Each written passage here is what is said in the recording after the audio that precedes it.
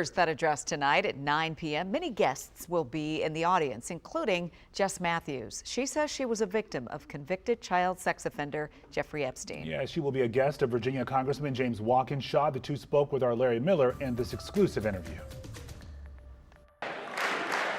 At tonight's State of the Union address, President Trump is expected to touch on economic issues like affordability, tariffs, and immigration, setting the stage for what many anticipate will be a tough midterm election cycle for Republicans fighting to keep their majorities in both the House and Senate. But for Jess Michaels, who will be among those in the House chamber, she wants the president to tackle a topic much closer to her: Jeffrey Epstein. I really struggled to feel safe in the world, developed post-traumatic stress disorder for about the last 35 years. Michaels says she too was a victim of Epstein's abuse. It would take him getting arrested for me to feel safe enough to come forward. Michaels says she was introduced to Epstein by her then roommate in the early 90s. She says her roommate was working for Epstein at the time. He was training her in massage therapy.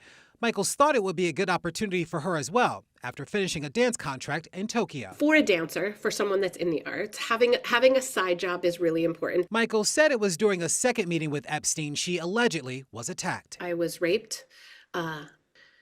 For me, being a really assertive and confident, young, independent dancer, I thought if anything ever happened to me, I would know what to do, and I didn't. When it happened, I froze. Someone they may hear your story might ask the question, why did it take so long for you to share your story with others after you had been allegedly assaulted by Mr. Epstein in 1991?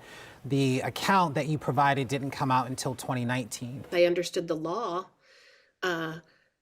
No, even if I had gone to the police, no one would have believed me because we never talked about the freeze response. The freeze response as being a very natural and common trauma response that happens in the nervous system when it switches over into survival mode. Epstein was never charged or convicted for the alleged attack on Michaels, but he was convicted of sex crimes in 2008 and in 2019 indicted on federal charges for sex trafficking of minors.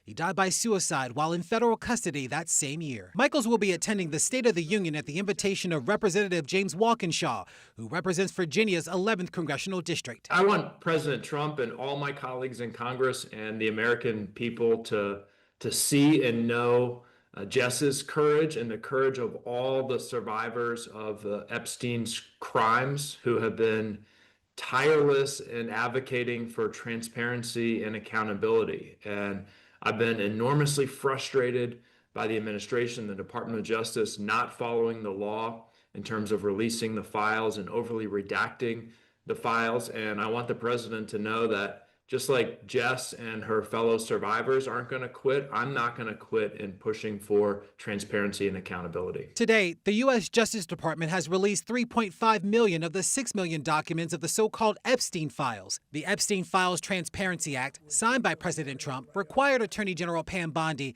to release all unclassified documents related to Jeffrey Epstein. A January 30th letter from the DOJ to Congress said that they have met their obligations under the act. Deputy Attorney General Todd Blanche said that he made a subjective decision that 2.5 million of those files don't need to be released because he feels they were, quote, over collected. Law doesn't allow him to make that kind of subjective determination. He has to release all the files. I think it's just really important for people to know why we're coming tonight, why survivors are there. It's to remind this administration that we're not going anywhere, and neither are the American people. Larry Miller, WUSA 9.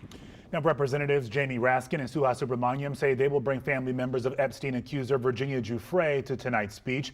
Starting at 9 p.m. tonight, we have extended coverage of the president's address. You can watch both the State of the Union and Virginia Governor Abigail Spanberger's response on behalf of Democrats right here on WUSA 9 and streaming on WUSA 9 Plus. Then join us on the news at 11 o'clock for reaction and analysis.